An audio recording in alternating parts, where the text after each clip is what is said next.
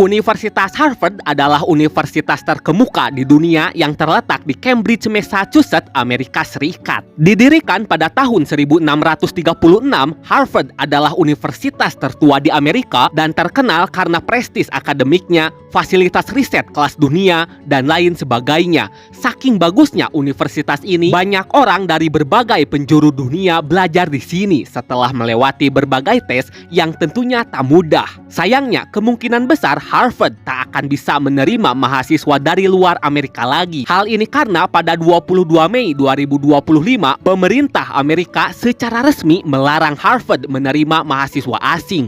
Bahkan, mahasiswa asing yang sekarang sedang belajar di Harvard yang jumlahnya lebih dari 6.000 harus segera pindah ke universitas lain, dan jika tidak, maka mahasiswa yang bersangkutan akan kehilangan status hukum di Amerika, atau sederhananya, mereka akan dianggap sebagai imigran ilegal. Di sisi lain, Donald Trump dan pemerintahannya melakukan hal ini karena berbagai alasan. Pertama, Harvard dituduh tidak mampu mengendalikan aksi-aksi mahasiswa yang dinilai radikal dan bermuatan politik, khususnya yang berhubungan dengan konflik di Gaza. Kedua, pemerintah menuduh Harvard sebagai sarang orang-orang yang anti-Amerika dan pro-teroris. Ini juga merujuk pada berbagai demonstrasi mahasiswa yang mengkritik dukungan Amerika terhadap Israel dan terus menuntut perdamaian di Gaza. Ketiga, Harvard dituduh sering membiarkan adanya kekerasan terhadap mahasiswa Yahudi. Keempat, Harvard dituduh menolak menyerahkan data mahasiswa-mahasiswanya, baik itu asing maupun bukan, yang sering terlibat aksi protes. Selain itu, Harvard juga dituduh tidak mau menyerahkan data mahasiswa dan dosen terkait pandangan politik mereka. Menurut Amerika, ini mampu mengancam keamanan negara. Kelima, pemerintah tidak menyukai Harvard yang secara terbuka selalu mengkritik kebijakan pemerintah terkait hak sipil dan kebebasan akademik. Di sisi lain, Harvard membawa masalah ini ke ranah hukum karena pemerintah dianggap mencoba menghancurkan pendidikan. Selain itu, pihak Harvard yakin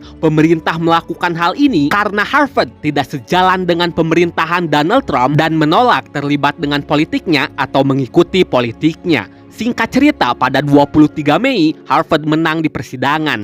Meski sifatnya hanya sementara dan belum kemenangan mutlak, Harvard tetap bisa menerima dan mempertahankan mahasiswa luar negerinya. Meskipun perintah pengadilan ini bersifat sementara dan bisa saja berubah kapanpun, ini merupakan kemenangan penting bagi Harvard dan komunitas pendidikan di seluruh dunia yang selalu berusaha dalam mempertahankan prinsip-prinsip kebebasan akademik dari campur tangan politik.